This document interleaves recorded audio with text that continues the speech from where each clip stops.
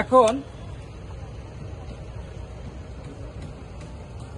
এটা কি air filter, এটা এয়ার ফিল্টার বক্স, ভিতরে কি এয়ার ফিল্টার, ভিতরে ফিল্টার আছে। এখন এয়ার ফিল্টারের কাজ কি?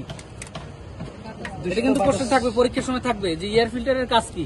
দূষিত বাতাস হ্যাঁ, পরিষ্কার, ফিল্টার মানে পরিষ্কার করা। ফিল্টার মানেই তো পরিষ্কার। ধরেন কি বলেন, দূষিত বাতাস পরিষ্কার করে প্রবেশ করা, ইঞ্জিনে প্রবেশ করানো প্রবেশ করানো। জি, কি ঠিক? এয়ার ফিল্টারের কাজ কি?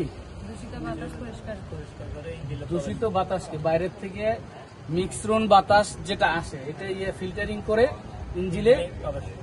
এখন এখান থেকে এয়ার ফিল্টারের মাধ্যমে কোথায় আসে? বাটারফ্লাই।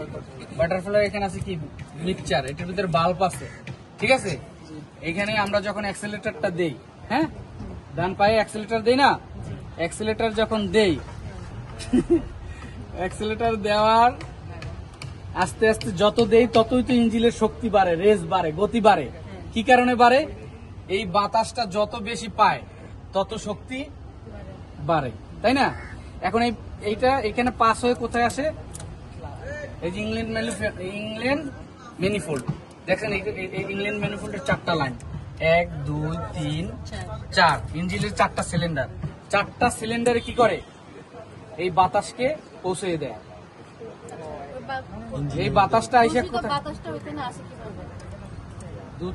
দূষিত বাতাসটা এই যে এয়ার ফিল্টার আগে এখানে একটা পাইপ আছে, দেখেন, গুড।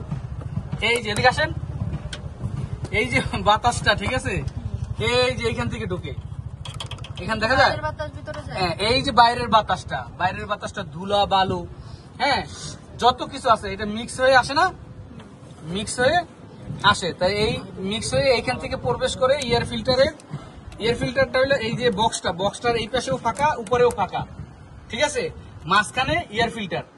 এই নিচ থেকে এসে বাতাসটা থেকে, ঠিক আছে, বাটারফ্লাইয়ের মাধ্যমে এই যে ইনটেক ইংল্যান্ড ম্যানিফোল্ডের মাধ্যমে এই 4টা ইঞ্জিনের 4টা সিলিন্ডারে প্রবেশ করায় দেয়। ক্লিয়ার?